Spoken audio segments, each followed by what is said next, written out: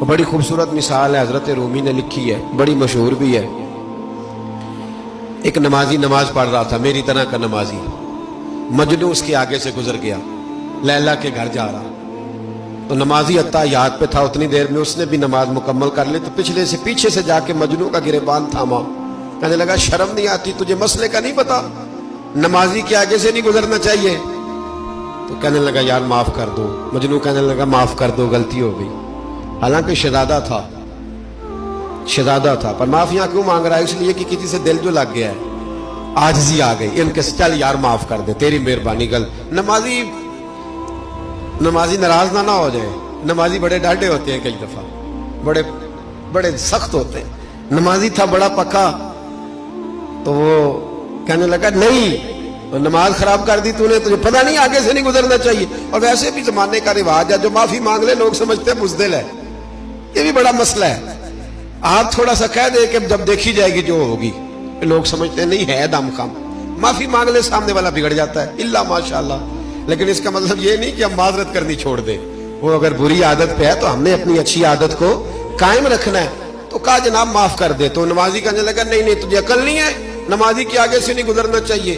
پھر مجنون نے بڑی بات کر دی، پھر ایک عاشق نے عاشقوں والا جملہ بولا، پھر ایک محبت کرنے والے نے بڑی بات کی، کہنے لگا یار نمازی میں تو معافی مانگ رہا ہوں، تو نہیں دے رہا، چل ایک سوال کا جواب ہی دے دے کہ میں تو عورت کے عشق میں جا رہا تھا، مجھے تو نظر نہیں آیا کہ تو نماز پڑھ رہا ہے، میں تو بی بی کے عشق میں تھا، مجھے تو نظر نہیں آیا، تو بتا تو رب کے عشق میں تھا، تو مجھے کیسے دیکھ رہا تھا، میں تجھے کیسے نظر آیا، حالانکہ تو اللہ کے عشق میں کھڑا تھا، مالک حقیقی کی محبت میں تیری میرے اوپر نظر کیسے پڑ گئی، میں تو عورت کے عشق میں تھا۔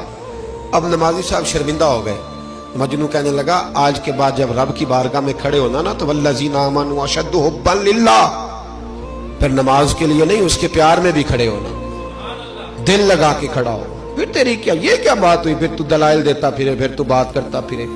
کمزور لوگ ہوتے ہیں جن کو حکم دیا جاتا ہے تو وضاحتیں پیش کرتے ہیں، کمزور لوگ ہوتے ہیں جنہیں کوئی بات بتائی جاتی ہے تو پھر وہ کہتے ہیں نہیں جی وہ اس طرح ہو گیا، وہ کمزور لوگ ہیں، کچا ہے ابھی اس کو پتہ ہی نہیں، اس کو کیا خبر ہو کہ اشاروں کی بولی بھی بڑی بولی ہوتی ہے، اس کو کیا پتا ہو؟ جو سمجھ ہی نہیں سکا، بھانپ ہی نہیں سکا، دل ہی نہیں لگا سکا، اس پہ کس طرح پتا ہو؟ ماں کا دل بیٹے سے لگ جاتا ہے، وہ رونے سے سمجھ جاتی ہے اس کو ضرورت کیا ہے، فوراً جان جاتی۔ اس لیے دل لگا کے کریں، دل لگائیں نماز میں، دل لگائیں عبادت میں، دل لگائیں تقوی میں۔